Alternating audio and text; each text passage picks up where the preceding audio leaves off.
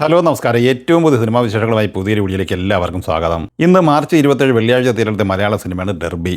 ഒരു campus action thriller category വരുന്ന ഈ സിനിമ സംവിധാനം ചെയ്തിട്ടുള്ളത് സജിൽ മാമ്പാടാണ്.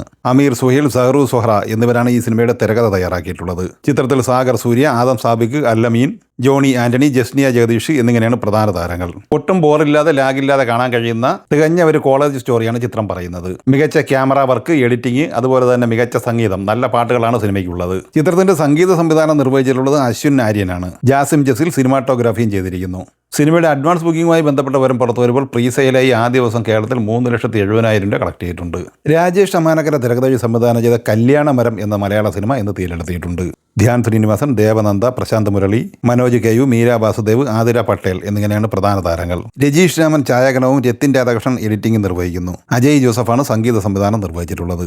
മരിയ രാജ എലഞ്ചേസിയൻ തിരക്കഥ സംവിധാനം ചെയ്യുന്ന ഹാപ്പി രാജ് എന്ന തമിഴ് സിനിമ ഇന്ന് തിയേറ്ററിലെത്തിയിട്ടുണ്ട്.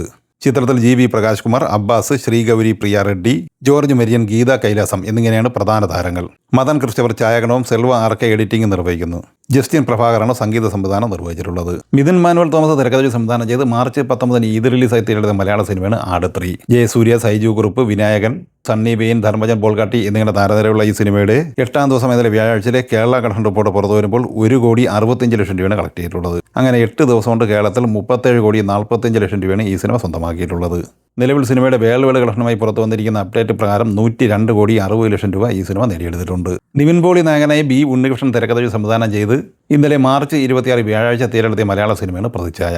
ഈ സിനിമയുടെ ഇന്നലെ വ്യാഴാഴ്ചയിലെ കേരള കളക്ഷൻ റിപ്പോർട്ട് പുറത്തു വന്നിട്ടുണ്ട്. അത് പ്രകാരം 90 ലക്ഷം രൂപയാണ് ഈ സിനിമ കേരളത്തിൽ നേടിയെടുത്തിട്ടുള്ളത്. ആദ്യ ദിവസത്തെ വേൾഡ് കളക്ഷൻ 1,15,00,000 രൂപയുമാണ്.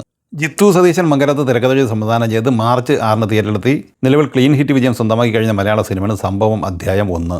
അസ്കർ അലി, വിനീത് കുമാർ, സിദ്ധാർത്ഥ് ഭരതൻ എന്നിങ്ങനെ താരനിരയുള്ള ഈ സിനിമയുടെ ഇന്നലെ വ്യാഴാഴ്ച വരെയുള്ള 21 ദിവസത്തെ കേരള കളക്ഷൻ റിപ്പോർട്ട് പുറത്തു വരുമ്പോൾ 5,04,00,000 രൂപയാണ് കളക്ട് ചെയ്തിട്ടുള്ളത്. വേൾഡ് കളക്ഷനായി 7,60,00,000 രൂപയും സ്വന്തമാക്കിയിട്ടുണ്ട്. 3 കോടിക്ക് താഴെ മാത്രം ബഡ്ജറ്റുള്ള ഈ സിനിമ ഈ മാർച്ച് മാസത്തിലെ ആദ്യ വിജയ സിനിമയായി മാറിയിരിക്കുകയാണ്.